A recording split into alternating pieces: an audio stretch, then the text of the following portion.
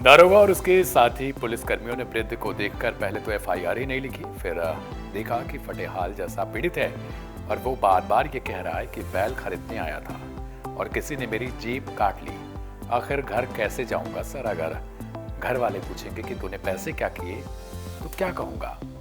साहब मेरी रिपोर्ट लिख दीजिए।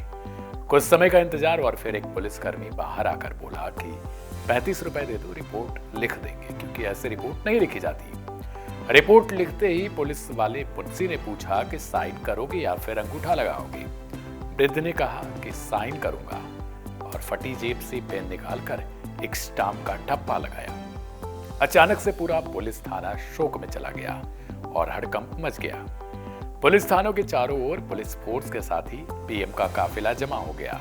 पुलिस वालों ने जब देखा कि स्टैंप पर लिखा है प्रधानमंत्री भारत सरकार, तब पूरे थाने में हड़बड़ी मच गई कि आखिर प्रधानमंत्री थाने में कैसे आ गए और उनसे इतनी बड़ी गलती उनके सामने कैसे हो गई, क्योंकि सामने वृद्ध कोई और नहीं बल्कि भारत के ही प्रधानमंत्री थे। मोदी सरकार ने भारत के पूर्व पीएम चौधरी चरण सिंह को भारत रत्न से नवाजा है, जिसके बाद से ही इस पर जमकर राजनीति होने लगी है। विपक्ष की ओर से इसे चुनावी हथकंडा बताया गया, लेकिन जयंत चौधरी की खुशी तक का ठिकाना नहीं है। भारत रत्न चौधरी चरण सिंह बेहद कम समय के लिए प्रधानमंत्री रहे, लेकिन अपने पूरे सियासी जीवन काल में उनके फैसले हमेशा किसानों को आगे बढ़ाते रहे। किसानों का दर्द जानने के लिए वे एक बार प्रधानमंत्री रहते हुए भी पुलिस थाने में वेश बदलकर पहुंचे थे। वहां उन्हें रिश्वत भी देनी पड़ी, लेकिन जब भेद खुला तो पूरा थाना ही सस्पेंड हो गया। आज के दौर में ऐसा व्यक्तित्व शायद ही देखने को मिले आपको। साल 1979 की बात है, ये किस्सा जब का है, जब देश के तत्कालीन प्रधानमंत्री चौधरी चरण सिंह शाम को करीब 6 बजे उत्तर प्रदेश के इटावा जिले के ऊसरहार थाने में पहुंच गए थे। धीमी चाल थी और फटे हाल कपड़ों में उन्होंने खुद को एक 75 वर्षीय किसान बताया। उन्होंने पुलिस कर्मियों से पूछा, दारोगा साहब हैं क्या? जवाब मिला, नहीं है। साथ ही एएसआई और अन्य पुलिसकर्मी पूछते रहे कि आप हैं कौन भाई, किस काम के लिए यहाँ आए हैं और क्या तुम्हारे पैसे गिर गए हैं या फिर जेब कतरों ने मार लिया? यह कैसे कहा जा सकता है, क्योंकि उन्होंने पुलिसकर्मियों को बताया कि मेरी जेब काट ली गई है। थाने में पुलिसकर्मी ने कहा, हम ऐसे रपट लिखते ही नहीं है। इस पर उन्होंने कहा कि मैं घर वालों को क्या मुंह दिखाऊंगा, क्या जवाब दूंगा? मुश्किल से पैसे लेकर यहाँ आया था।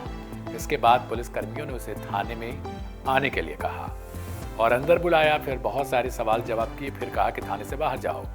किसान कुछ देर तक इंतजार करने के बाद फिर थाने में रपट लिखाने की गुहार पुलिसकर्मियों से लगाने लगा, लेकिन सिपाही ने इसको अनसुना कर दिया। इस पर पीएम चौधरी चरण सिंह एक आम किसान की तरह निराश हो गए। आखिरकार पैसे देने के बाद रपट लिख ली गई। रपट लिखकर मुंशी ने प्रधानमंत्री चौधरी चरण सिंह से पूछा, बाबा हस्ताक्षर करोगे कि अंगूठा लगाओगे? थानेदार के टेबल पर स्टैंप पैड और पेन दोनों रखा था। उन्होंने कहा, हस्ताक्षर करूंगा। ये कहने के बाद उन्होंने पेन उठा लिया और साइन कर दिया। साथ ही टेबल पर रखे स्टैंप पैड को भी खींच लिया। इसके बाद थाने का मुंशी सोच में पड़ गया, हस्ताक्षर करेगा बूढ़ा तो अंगूठा लगाने की स्याही का पैड क्यों उठा रहा है?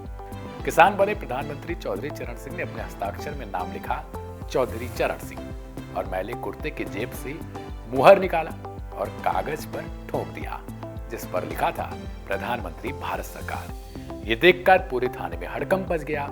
आवेदन कॉपी पर पीएम के मुहर लगा देख पूरा थाना सन्न रह गया। इस घटना के थोड़ी देर बाद पीएम का काफिला वहां पहुंचा और सब वहां से रवाना हुए। वहां फटाफट एसपी से लेकर एएसपी, डीएम, एसएसपी, सारा जो महकमा होता है प्रशासनिक, वो पहुंच चुका था। यहाँ तक कि सीएम को कानो कान खबर लगी और पूरी तरीके से इटावा समेत उत्तर प्रदेश पहुंचक्का रह गया कि कभी भी प्रधानमंत्री किसी थाने में आ सकते हैं। तो ऐसे थे चौधरी चरण सिंह। उनको लेकर आपकी क्या राय है? उन्हें हाल फिलहाल में भारत रत्न से नवाजने के लिए ऐलान किया गया है। आपको इस बारे में जानकर कैसा लगा, या फिर आप इसके बारे में पहले से जानते थे? और क्या आप इस तरीके के कार्यों से भारत के प्रधानमंत्री को किस स्तर से देखते हैं? और उनकी जो जिज्ञासा थी कि करप्शन किस तरीके से खत्म हो सकता है, करप्शन के खिलाफ किस तरीके की कार्रवाई की जा सकती है, उसको लेकर आपकी क्या राय है? कमेंट करें और सब्सक्राइब करें वन इंडिया प्लस को। नमस्कार।